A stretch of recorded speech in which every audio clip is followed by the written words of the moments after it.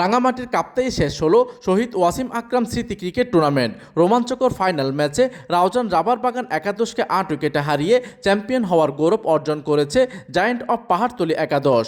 মঙ্গলবার বিকেলে কর্ণফুলী সরকারি ডিগ্রি কলেজ মাঠে সৈয়দ শামসুদ্দিন আহমেদ তিবরিজি স্মৃতি সংঘের উদ্যোগে আয়োজিত এই ফাইনাল ম্যাচটি অনুষ্ঠিত হয়। বৃষ্টির কারণে খেলা 14 ওভার থেকে কমিয়ে 6 ওভারে নির্ধারণ করা হয়।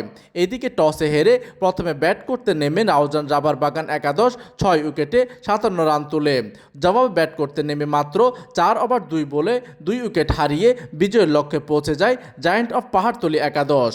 এদিকে খেলা শেষে বিজয়ীদের দলের হাতে ট্রফি তুলে দেন প্রধান অতিথি কাপ্তাই ব্যাটালিয়ন 41 বিজিবির অধিনায়ক লেফটেন্যান্ট কর্নেল কাউসার মেহেদী।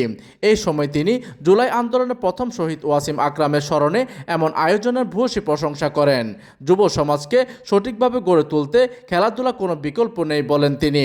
টুর্নামেন্ট পরিচালনা কমিটির আহ্বায়ক দিলদার হোসেনের সভাপতিত্বে সমাপনী অনুষ্ঠানে উপস্থিত ছিলেন রাজনৈতিক ব্যক্তিত্ব, সামাজিক ও ক্রীড়া সংগঠনের নেতৃবৃন্দ।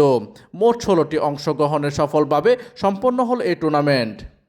প্রতিনিধির তথ্য ও পাঠানো চিত্রে ডেস্ক নিউজ, দিগন্তের বার্তা 24, কাপ্তাই।